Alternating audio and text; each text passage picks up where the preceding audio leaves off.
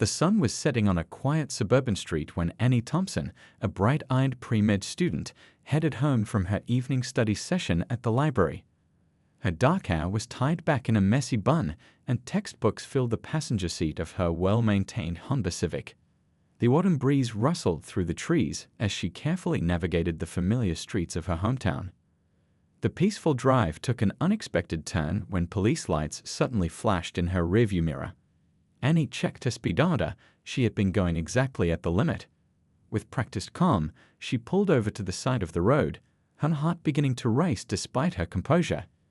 Years of advice from her father, FBI agent David Thompson, echoed in her mind.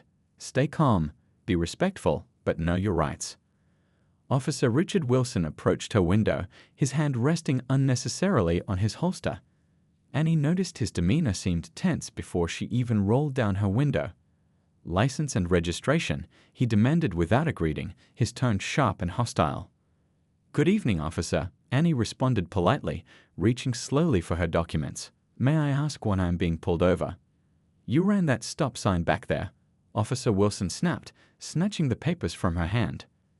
Annie's brow furrowed in confusion. She distinctly remembered making a complete stop, just as she always did at that intersection. Sir, I'm certain I came to a complete stop, she said respectfully, maintaining eye contact. I always do at that corner because it's near the elementary school. Officer Wilson's face darkened. Are you telling me I'm wrong? He growled, leaning closer to her window. You people always think you're so smart, don't you? Think your fancy college education makes you better than everyone else. Annie's hands began to tremble slightly, but she kept them visible on the steering wheel. The casual prejudice in his tone was unmistakable. She clicked the button on her phone to start recording, just as her father had taught her. Officer, I'm simply stating what happened. If you'd like to check your dash cam footage, I'm confident it will show I made a complete stop. The situation escalated quickly. Officer Wilson's face reddened with anger. Step out of the vehicle, he ordered, his hand tightening on his holster. Am I being detained, officer? Annie asked calmly, though her heart was pounding. I'd like to know the reason. I said get out of the car, he shouted, already reaching for her door handle. And turn off that phone. You think you're clever recording this? Annie's mind raced. She knew her rights, but she also knew the reality of power dynamics in these situations.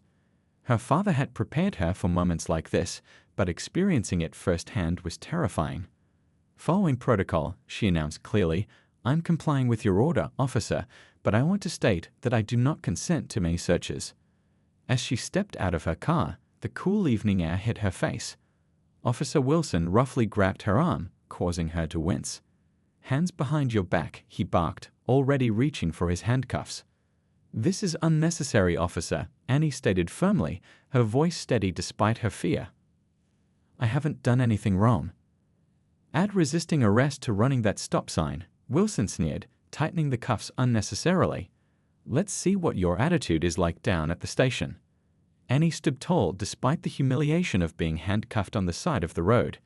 Cars drove by slowly, their occupants staring. She could see neighbors peeking through their windows.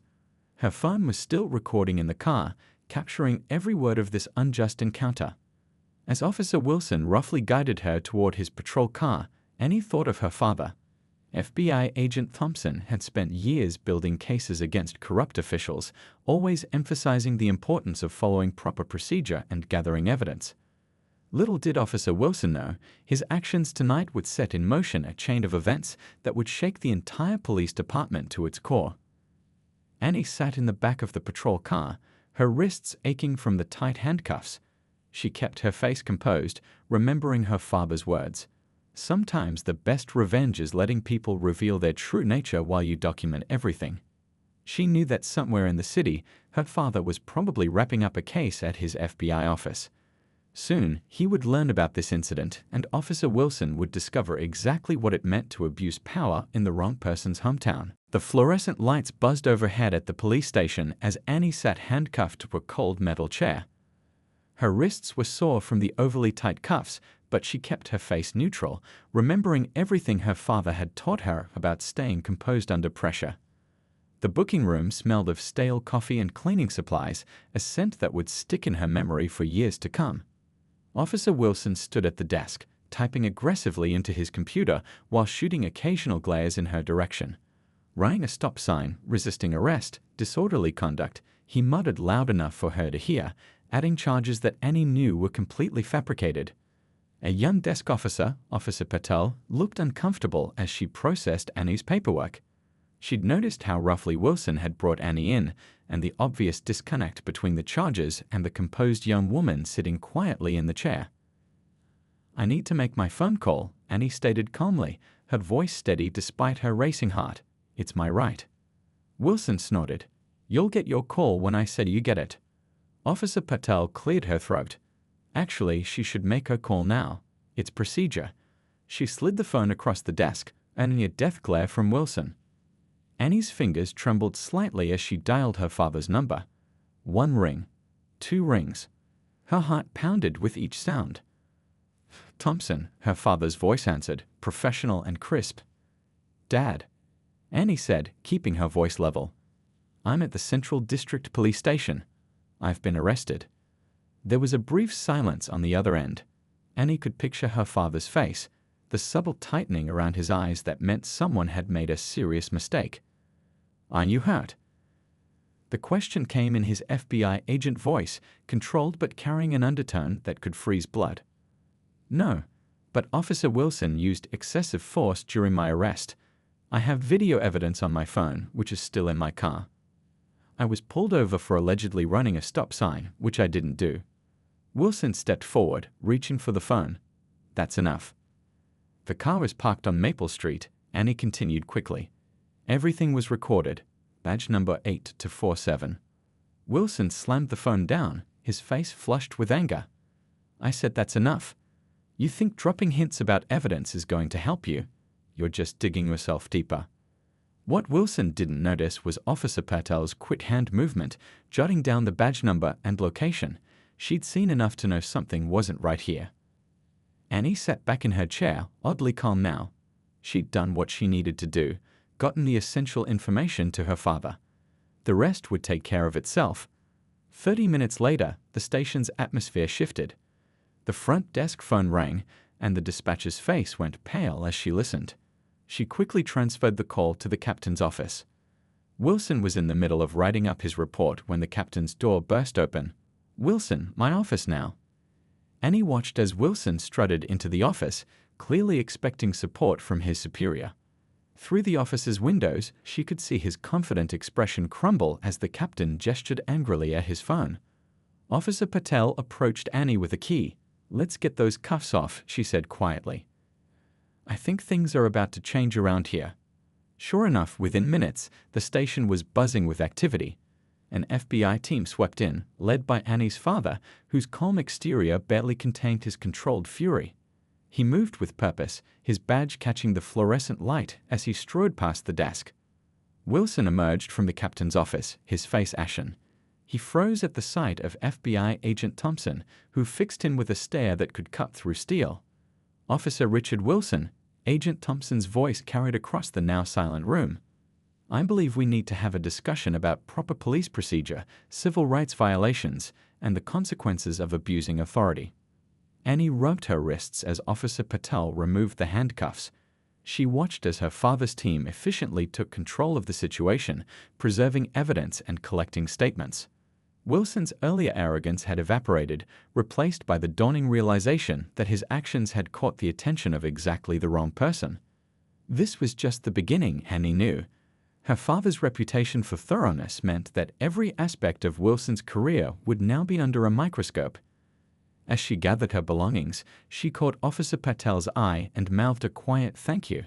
Sometimes, Annie reflected, justice needed a little help to find its way. Agent Thompson sat in his office, surrounded by stacks of police reports spread across his desk. The soft glow of his desk lamp illuminated his tired face as he reviewed bodycam footage for the 5th time that night. His coffee had gone cold hours ago, but he barely noticed, too absorbed in the disturbing pattern emerging before him. "Sir," his assistant called from the doorway, holding another file. "You need to see this." She placed a thick folder on his desk. Officer Wilson's complete service record. As Thompson flipped through the pages, his jaw tightened. 15 complaints in the past 3 years, all from minority citizens, all mysteriously dismissed without investigation. And there's more, she added, pulling up something on her tablet. Social media posts from Wilson's private accounts. That, well, you should see for yourself. Thompson scrolled through screenshots of racist memes and inflammatory comments Wilson had shared in what he thought was a private police officers group. The timestamps showed a clear escalation in his prejudiced behavior over the years. His phone buzzed, a text from Annie. "Dad, someone reached out to me. A college student who had a similar experience with Wilson last month. She's willing to talk." Thompson picked up his office phone and dialed a familiar number. "Judge Rivera? David Thompson here. I need an emergency warrant. This goes deeper than we thought." Within hours, his team had set up a temporary command center in a conference room. Photos, timelines, and connection maps covered the walls. Officer Wilson's face sat at the center of a web that grew more complex by the hour. "Look at this pattern." Agent Rodriguez pointed to a map with colored pins. "All of Wilson's traffic stops in the last year. Notice anything?" Thompson studied the map. The stops clustered heavily in neighborhoods with large minority populations, far from Wilson's assigned patrol area. "He was hunting," Thompson said quietly, his voice tight with controlled anger. "Deliberately targeting people he thought wouldn't or couldn't fight back." The door opened, and Officer Patel walked in, still in her uniform from the station. "Agent Thompson, I brought those internal affairs files you requested. And there's something else you should know." She told him about other officers who had tried to report Wilson's behavior, only to find themselves relegated to desk duty or transferred to less desirable shifts. The corruption went beyond one racist cop. It had infected the department's leadership. Thompson's phone lit up with another text from Annie. "Dad, it's happening again. Just saw on social media. Wilson's partner pulled over another student tonight. Same spot where he stopped me. He grabbed his coat. Rodriguez, get me everything on Officer Peters, Wilson's partner. Patel, I need you to go back to the station. Keep your eyes and ears open. Something's happening tonight, and I want to know what." As Thompson drove toward the location Annie had mentioned, his mind raced. His daughter's arrest had cracked open a door, revealing a darkness that had been growing unchecked. But now that door was wide open, and light was pouring in. He pulled up near the traffic stop, staying far enough back to observe. Through his windshield, he watched Officer Peters following the same aggressive script Wilson had used with Annie. But this time, they were ready. Thompson pressed a button on his phone, sending a pre-arranged signal. Within seconds, unmarked FBI vehicles emerged from side streets, converging on the scene. Peters froze as agents approached, his hand still on the frightened student's car door. Back at the command center, Thompson's team worked through the night. Each new piece of evidence they uncovered painted a clearer picture of systemic abuse. Fellow officers began coming forward, sharing stories they'd kept quiet for years out of fear of retaliation. Annie stopped by around midnight, bringing fresh coffee and sandwiches for the team.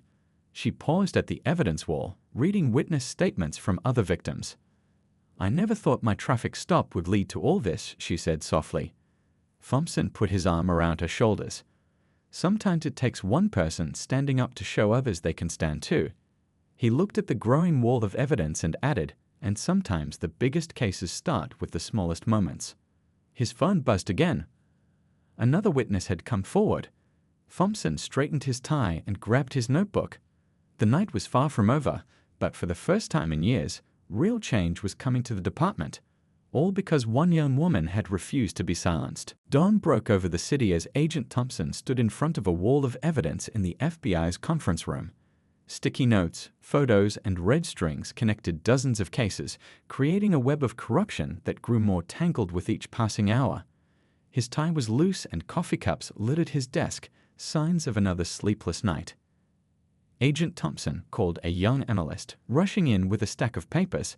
"The database search you requested just came back. You're going to want to see this." Thompson took the papers, his eyes widening as he read. The pattern wasn't just about Wilson anymore. The department's internal software had been programmed to automatically flag certain neighborhoods for enhanced patrol presence. The targeting wasn't random, it was systematic. His phone buzzed. A message from Annie. "Dad, check your email. My study group put together a spreadsheet. We've collected over 50 similar stories from students just in the last year." As Thompson opened the spreadsheet, Officer Patel knocked on the conference room door. She'd been working double shifts, gathering intel from inside the department. "Sir, there's something else.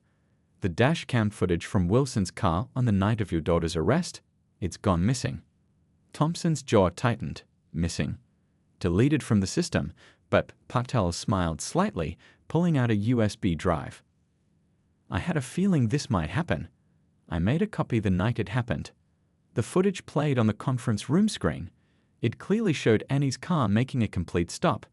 More importantly, it captured Wilson's aggressive approach and racist comments, everything he'd denied in his official report. "Send this to digital forensics," Thompson ordered. "I want to know who accessed the original footage and when it was deleted." His team worked methodically, building an airtight case.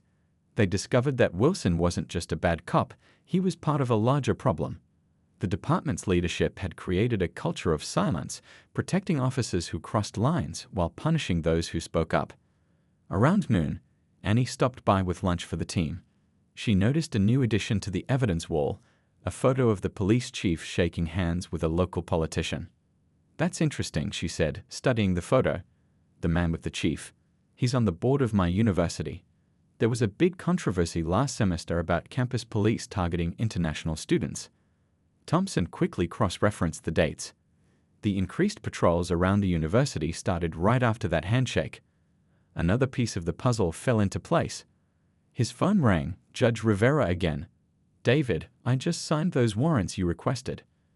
But you should know, someone from the department tried to call me last night. They're getting nervous." "Good," Thompson replied. "When people get nervous, they make mistakes." He assembled his team for a briefing. The conference room was packed with agents, each assigned to track different threads of the investigation. Officer Patel sat in the back, still in her uniform, taking notes. "We're not just looking at isolated incidents anymore," Thompson explained, pointing to the evidence wall. "This is about systemic abuse of power. The targeting of minorities, the falsified reports, the deleted evidence, it all points to a coordinated effort to maintain a discriminatory policing system." An agent raised his hand.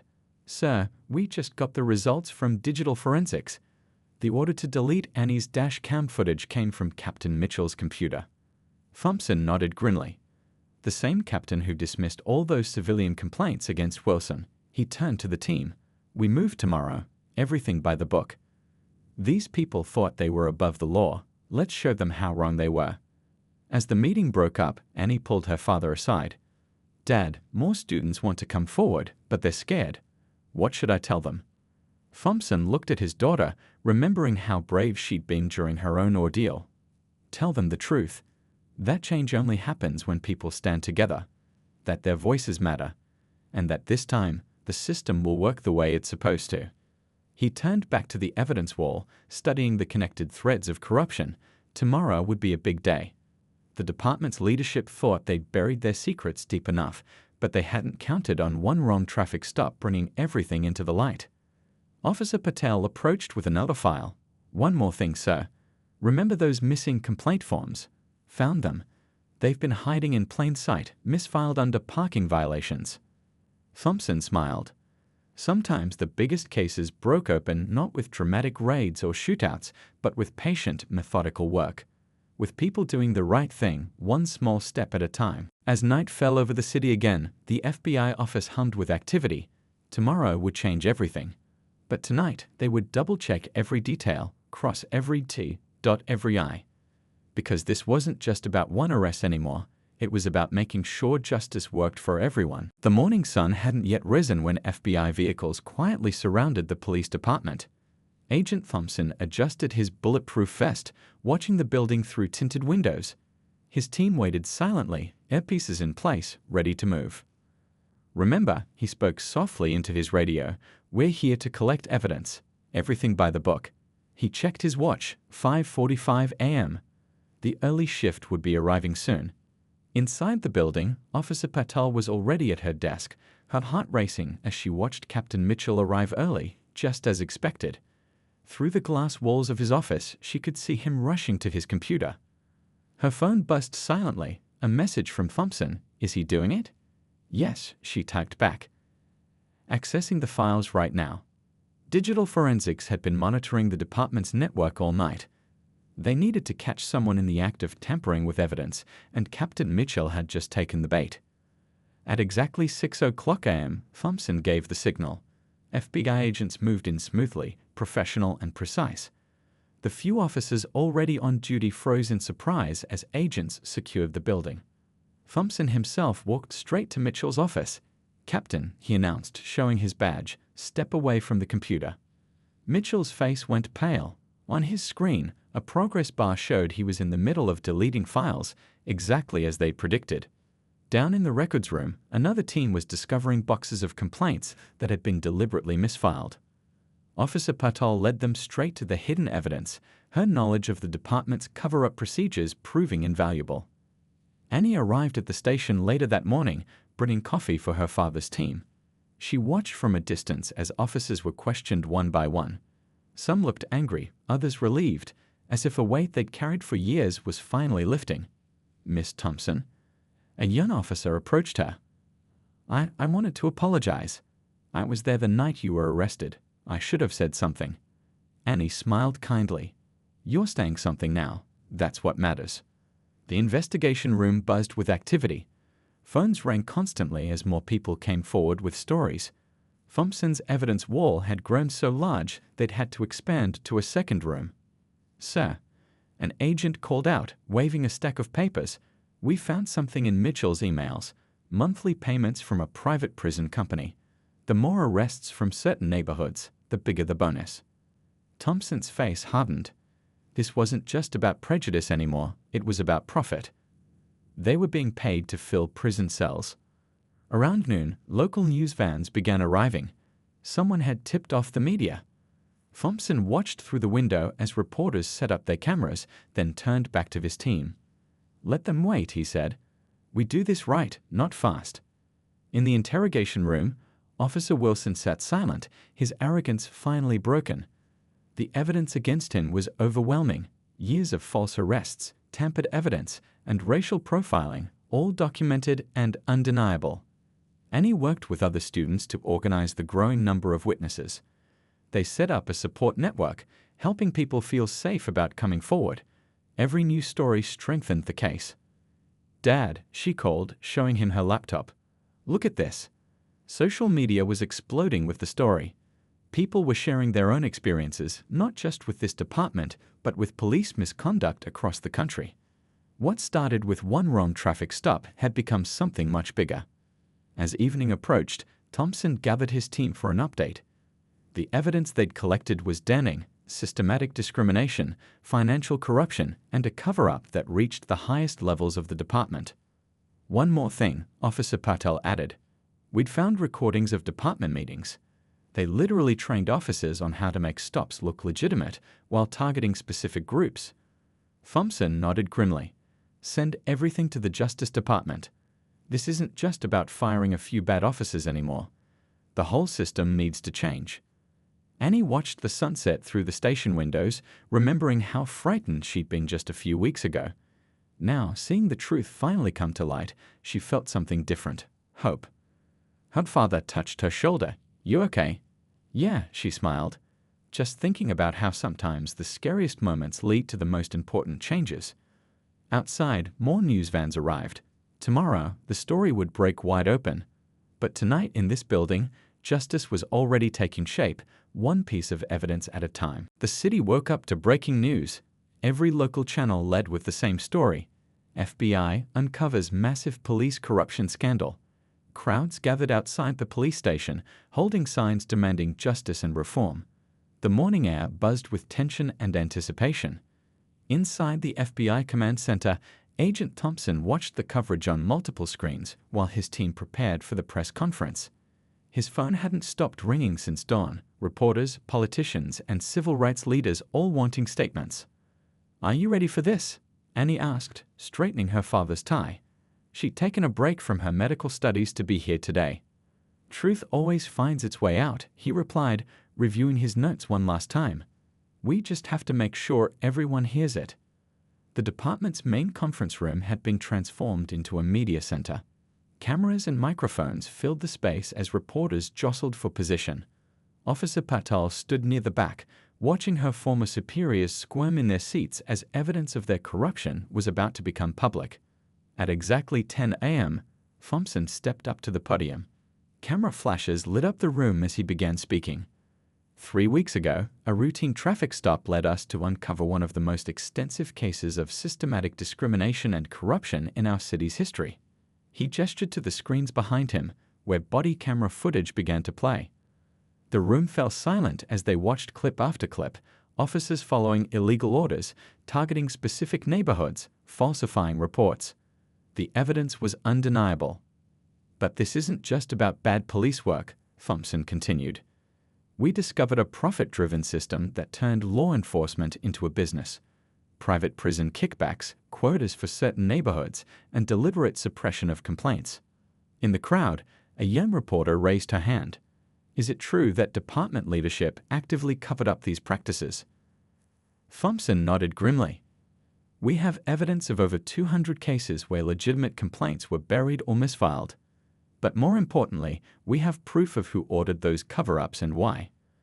The screens showed emails, financial records, and internal memos. Captain Mitchell's face turned ashen as his own words appeared before him. Outside, the crowd had grown larger. Annie stood at the window, watching as more people arrived, students, families, community leaders. But unlike the angry protests of the past, this gathering felt different. These people had come to witness change happening. Back in the conference room, Thompson revealed the most damning evidence: the agreement with private prison companies that paid bonuses based on arrest numbers from specific neighborhoods. This wasn't just about prejudice, he explained. It was about profit. People's lives were being ruined to meet quotas and earn bonuses. Social media exploded with the revelations. Hashtags trended as people shared their own stories of encounters with the corrupted system. What had started with Annie's wrongful arrest had become a movement for change. Officer Patel stepped forward when Thompson called her name, describing how she and other good officers had been pressured to stay quiet. Her voice shook slightly, but her words carried strength. We joined the force to protect and serve, she said, not to be part of a system that profits from discrimination. The Justice Department representative spoke next, announcing federal oversight and mandatory reforms. But it was Thompson's final words that captured everyone's attention. Change doesn't come from institutions, he said, looking at Annie in the crowd. It comes from people brave enough to stand up and say this is wrong. From those willing to face fear and speak truth, even when it seems like no one is listening. As the press conference ended, Annie noticed Officer Wilson being led away in handcuffs, his head bowed. Captain Mitchell and several other officials were next, their careers ended by their own corrupt choices. The afternoon brought a flood of new witnesses, people who'd been afraid to speak up before but now felt safe coming forward. Annie and her student group helped organize their statements, building an even stronger case for systematic change. Thompson found his daughter in the busy hallway. You know, he said quietly, sometimes the biggest changes start with the smallest moments of courage. Annie watched as more evidence boxes were carried in, each containing stories of lives affected by the corrupt system. It's not over yet, is it? No, Thompson smiled. This is just the beginning. Real change takes time. But at least now, everyone's watching. Outside, the crowd had started singing, not protest songs, but hymns of hope and change.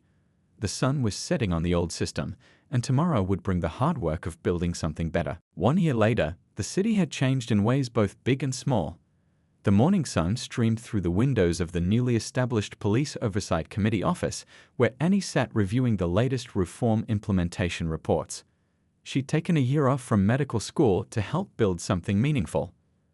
Look at these numbers, she called to her father, who was visiting during his lunch break. Civilian complaints down by 70%.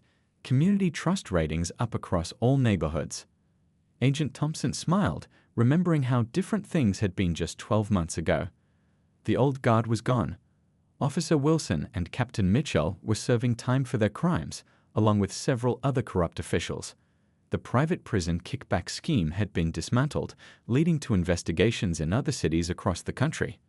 Ms. Thompson, a young officer, knocked on the door, one of the new recruits hired under the reform system. The community outreach meeting is about to start. The meeting room was packed with a diverse group of citizens and officers, all working together on new policies. Officer Patel, now promoted to lieutenant, led the discussion about community-based policing initiatives. It's not just about enforcing laws, she explained to the new officers. It's about understanding the community we serve. Annie watched from the back of the room, thinking about how one frightening traffic stop had sparked a movement. Her phone buzzed, a message from one of the many students she'd helped over the past year. Got accepted to law school. Going to become a civil rights attorney. Thank you for showing me change is possible. During a break, Thompson pulled his daughter aside. The Justice Department called this morning. They'd want to use our reform model as a template for other cities. Your story is making waves across the country. Annie smiled, remembering the scared young woman she'd been in the back of that police car. It was never just my story, Dad. It was everyone's story. We just needed a way to tell it. The afternoon brought a ceremony in front of the police station. The mayor unveiled a new transparency portal where citizens could track complaints, review body camera footage, and see how their police department was serving the community. The old system of secrecy and fear had been replaced with openness and accountability. Officer Patel demonstrated the new mandatory body cameras, which couldn't be turned off during interactions with the public. Every encounter is recorded and reviewed, she explained, not to catch mistakes, but to learn from them. A group of community leaders presented their latest project, a citizen advisory board that would help shape police training and policies. Among them was the young desk officer who'd helped Annie make her phone call that fateful night, now working to bridge the gap between police and community. As the sun began to set, Annie walked through her old neighborhood. Kids played freely on the streets where people had once feared police harassment. Shop owners chatted with patrol officers who knew them by name. The atmosphere had shifted from tension to trust. Back in her office, Annie found a letter from a national civil rights organization inviting her to speak at their annual conference. Her father knocked on the door just as she finished reading it. "Ready to head home?" he asked. "Mom's making your favorite dinner to celebrate your acceptance back to medical school." Annie gathered her things, pausing to look at the framed photo on her wall, a picture from the day the reforms were signed into law. In it, she stood surrounded by community members, all their faces bright with hope. "You know," she said as they walked out, "I used to think being a doctor was the only way to help people. But this year taught me something important. Sometimes helping people means changing the systems that hurt them." Thompson squeezed her shoulder proudly. "And sometimes it takes one person standing up to show others they can stand too." As they drove home, they passed Officer Wilson's old patrol spot. A community center stood there now, its walls covered in murals of unity and justice. Inside, former officers taught young people about their rights and responsibilities. The evening news played quietly in the background as Annie packed up her reform committee materials. The anchor was discussing how their city's police reform model was being adopted across the country. Cities everywhere were learning that real security came from trust, not fear. "Ready for your last day tomorrow?" Thompson asked as they pulled into their driveway. Annie nodded, thinking about her return to medical school. She'd helped build something lasting, a system that would continue growing and improving long after she'd moved on. "You know what's funny, Dad?" she said as they walked inside. That night, Officer Wilson thought he was just making another arrest. He had no idea he was actually helping create exactly the change he fought so hard to prevent. The stars were coming out over the city, a city that had learned that justice wasn't just about enforcing laws, but about protecting the dignity of every person. A city that had proven that change was possible, one brave step at a time.